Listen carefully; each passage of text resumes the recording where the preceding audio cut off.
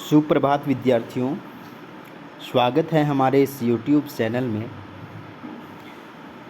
आज की यह विशेष कक्षा छायावाद का सामान्य परिचय पर केंद्रित है। कक्षा शुरू करने से पहले आप सभी विद्यार्थियों व हिंदी प्रेमियों से मेरा आग्रह है कि हमारे इस YouTube चैनल को सब्सक्राइब ज़रूर करें ताकि हमारा अन्य वीडियो आप तक पहुंच सके। विद्यार्थियों, आज की यह विशेष कक्षा यानी छायावाद का सामान्य परिचय के अंतर्गत हम विभिन्न बिंदुओं को आज जानेंगे, समझेंगे।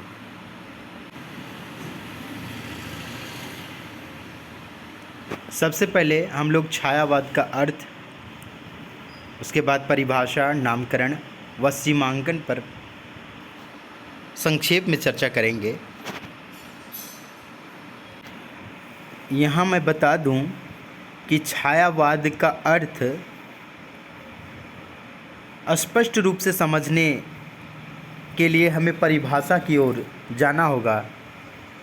फिर भी छायावाद का जो प्रयोग आरंभ हुआ वह किस रूप में हुआ, इस पर हम यहाँ जानेंगे।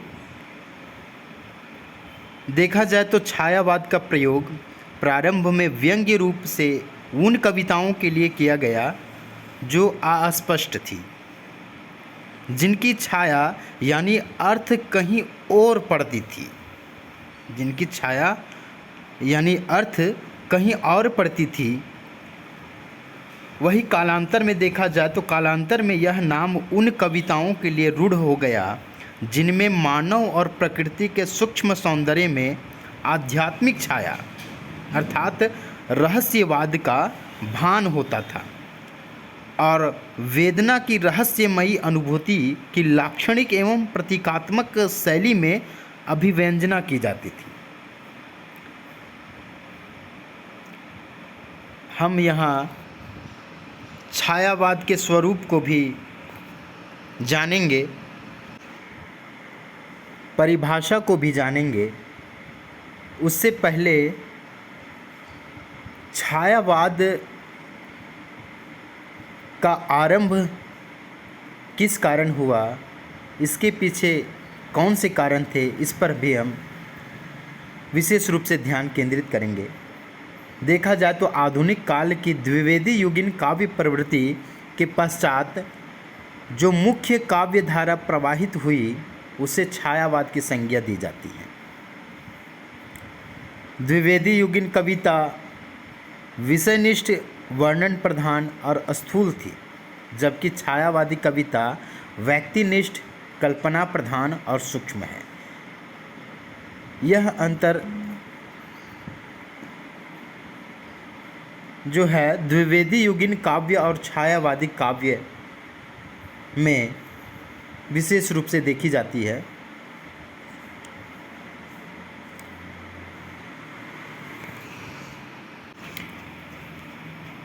अब हम यहाँ छायावाद के अर्थ और परिभाषा पर ध्यान केंद्रित करेंगे। देखा जाए तो पाठकों में, हिंदी प्रेमियों में यह एक छायावाद को लेकर एक प्रश्न उभरता है। यह प्रश्न बहुत रोचक भी है कि छायावाद नाम कैसे पड़ा। तो देखा जाए आरंभ में द्विवेदी युग के आलोचकों ने नई प्रवृत्ति की कविता को छायावाद कहकर मजाक का विषय बनाया था। इस पर प्रसाद पंत ने भी अपनी प्रक्रिया व्यक्त की थी। प्रसाद ने छाया का अर्थ कांति करते हुए इस कविता में ध्वन्यात्मकता, लाक्षणिकता, सौंदर्यमय प्रतीक विधान आदि विशेषताओं का सन्निवेश मानते थे।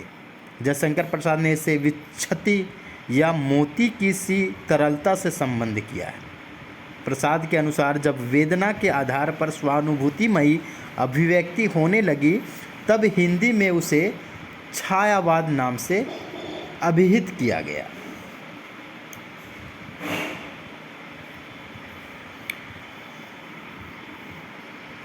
वहीं आचार्य रामचंद्र शुक्ल इसे रविंद्रनाथ टैगोर की कविता के प्रभाव से आया हुआ मानकर इसका संबंध ईसाई संतों के प्रभाव से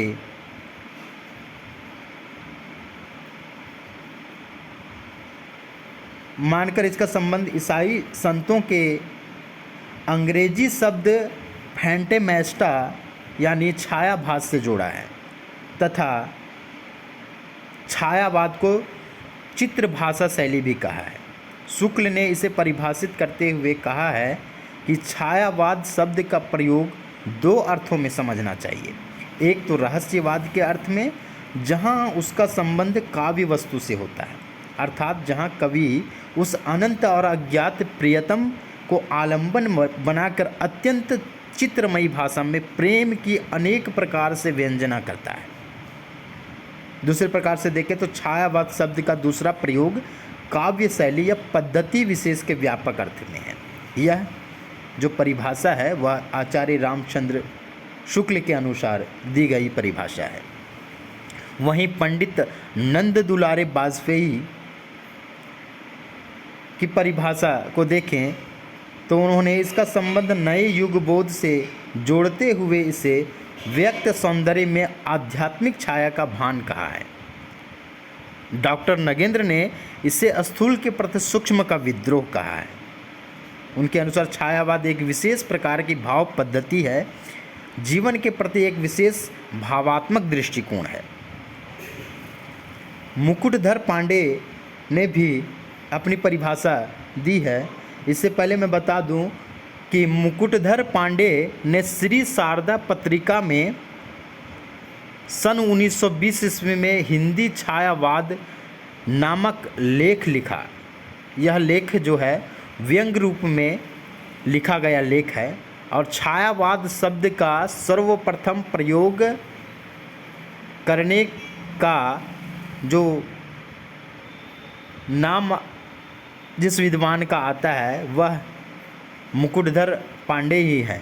यानी कि छायावाद शब्द के प्रयोग का प्रथम प्रयोक्ता मुकुटधर पांडे हैं। हिंदी में निबंध के क्षेत्र में अन्य निबंध भी लिखे गए हैं जिसमें छायावाद शब्द का प्रयोग किया गया है, जिसमें सुशील कुमार का एक भारत पत्रिका में छपा आलेख हिंदी में छायावाद इस छायावाद का प्रतीत कराता है। परिभाषा के दृष्टिकोण से देखें तो मुकुटधर पांडे का भी एक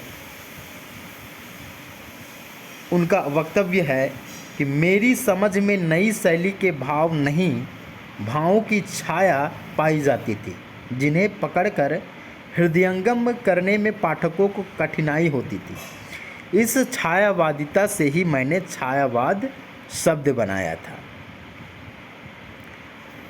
खासकर मुकुटधर पांडे का इस छायावाद के नामकरण में बहुमूल्य योगदान रहा है।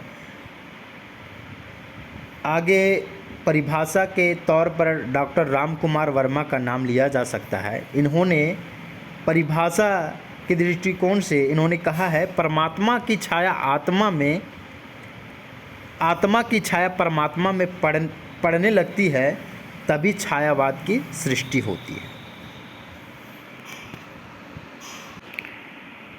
महादेवी वर्मा ने छायावाद को स्थूल की प्रतिक्रिया के रूप में उत्पन्न माना है और कहा है कि छायावाद तत्वतः प्रकृति के बीच जीवन का उद्दिष्ट है।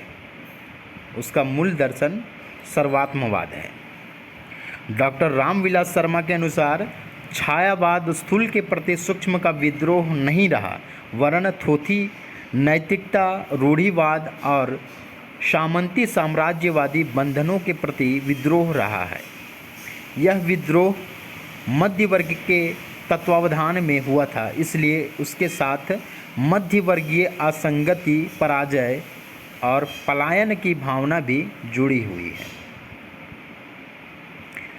आचार्य हजारी प्रसाद द्विवेदी ने भी छायावाद के प्रति अपनी परिभाषा प्रकट की है। उन्होंने कहा है, छायावाद के मूल्य में पाश्चात्य रहस्यवादी भावना अवश्य थी।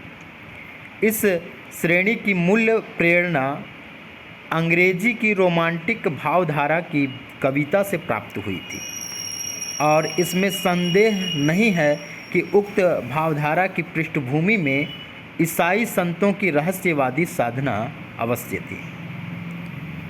तो विभिन्न आलोचकों, विभिन्न साहित्यकारों, विद्वानों व कवियों के द्वारा दी गई परिभाषाओं के आधार पर यहाँ यह कहना उचित होगा कि प्रेम प्रकृति और मानव सौंदर्य की स्वानुभूतिमयी रहस्यपरक सूक्ष्म अभिव्यंजना लाक्षणिक एवं प्रतीकात्मक शैली में जिस काव्य में यह विशेषता या गुण होती है उसे छायावाद कहा जाता है। तो यहाँ हम लोगों ने छायावाद का अर्थ और परिभाषा को जानने और समझने का प्रयास किया। अब आगे हम नामकरण पर चलते हैं।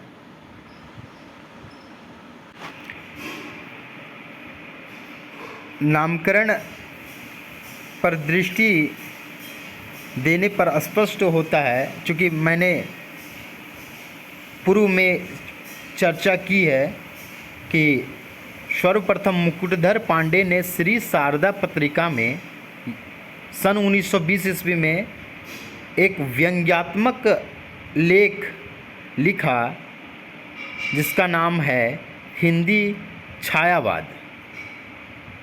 तो कहीं न कहीं इसी श्री शारदा पत्रिका में रचित आलेख से छायावाद का नामकरण किया गया है। चूँकि छायावाद शब्द के प्रयोग का प्रथम प्रयोक्ता मुकुटधर पांडे ही हैं।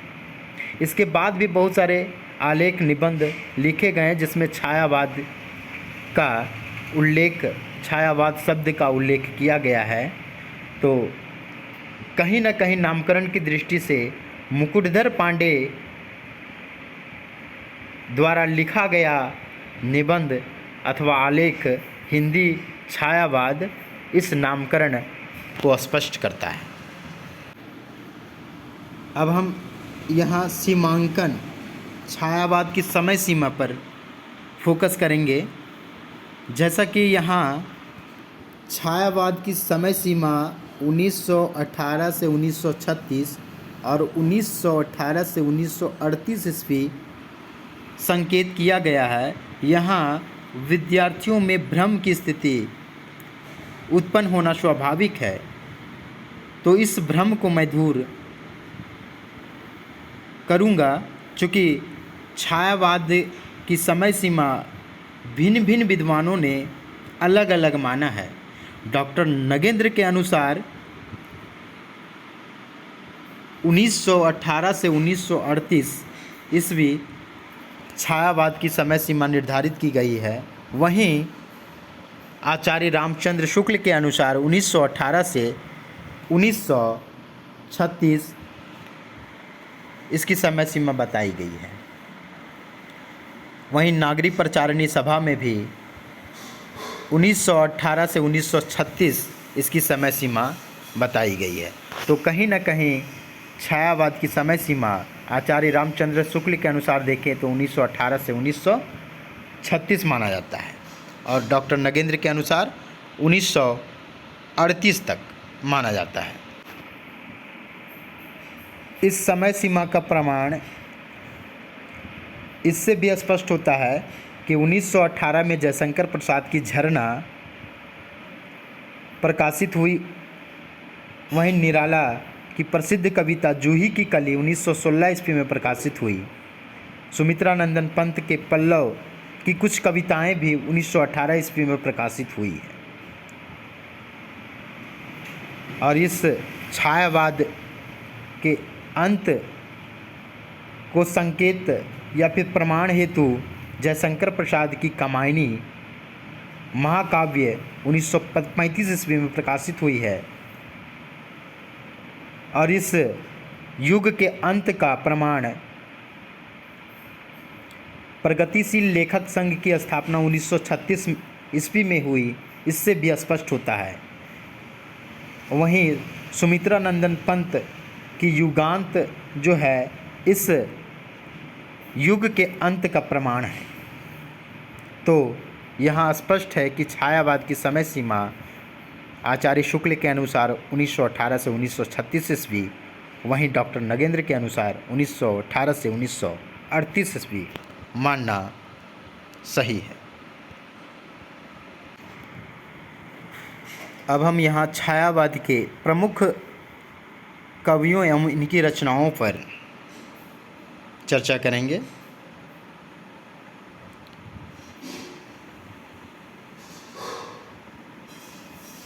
सबसे पहले जयशंकर प्रसाद को हम लोग लेंगे, क्योंकि जयशंकर प्रसाद छायावाद के प्रमुख कवि माने जाते हैं, श्रेष्ठ कवि माने जाते हैं। जयशंकर प्रसाद का जन्म 1889 ईस्वी में हुआ और इनका निधन 1937 ईस्वी में हुआ। जयशंकर प्रसाद को प्रेम और सौंदर्य के कवि माना जाता है। इनकी प्रमुख रचनाओं में झरना, आंसू, लहर, कामायनी, उर्वशी, वन मिलन, प्रेम राज्य, अयोध्या का उद्धार, कानन कुसुम, करुणालय आदि प्रमुख कविताएं रचनाएं हैं।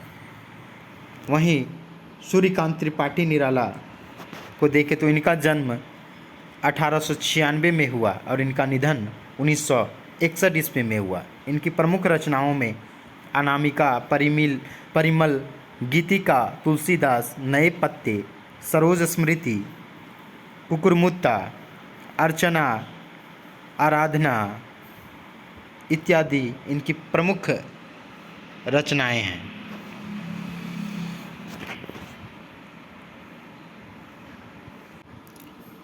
सुमित्रानंदन पंत का जन्म 1900 ईस्वी में हुआ और इनका निधन 1977 ईस्वी में हुआ है। ये प्रकृति के सुकुमार कवि माने जाते हैं। इनकी प्रमुख रचनाओं में उच्छ्वास, ग्रंथि, वीणा, पल्लव, गुंजन, ग्राम्या, युगांत, युगवाणी प्रमुख रचनाएं हैं। महादेवी वर्मा इस छायावाद के 4 स्तंभ कवियों में प्रमुख कवित्री हैं। इनकी रचनाएं, इनका जन्म जो है 1907 ईस्वी में हुआ और निधन 1987 ईस्वी में। इनकी प्रमुख रचनाओं में निहार, रश्मि, नीरजा, सांध्य गीत, यामा इत्यादि प्रमुख संग्रह व रचनाएं हैं।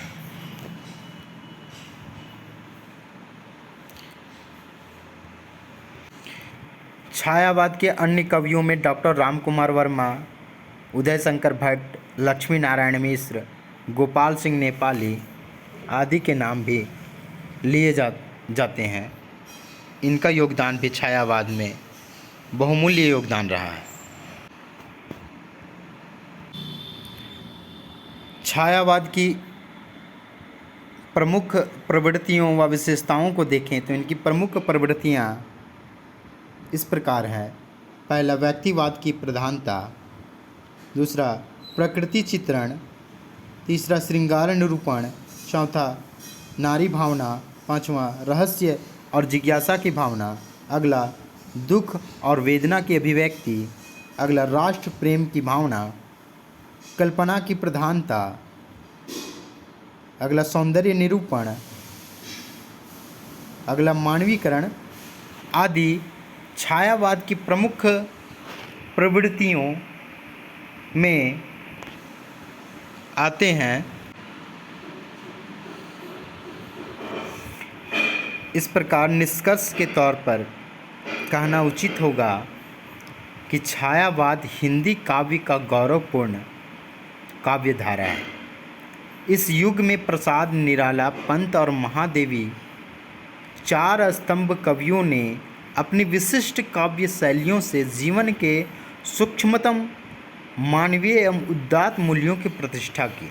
साथ ही पूर्व युग की इतिवृत्तात्मकता के विरुद्ध सरस मधुर मुक्तक एवं प्रबंध काव्यों से हिंदी साहित्य का प्रणयन किया।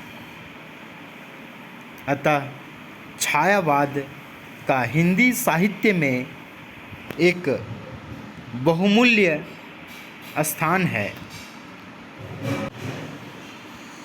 तो विद्यार्थियों, आज की कक्षा यहीं तक। आगे हम फिर मिलेंगे अगली वीडियो के साथ। धन्यवाद।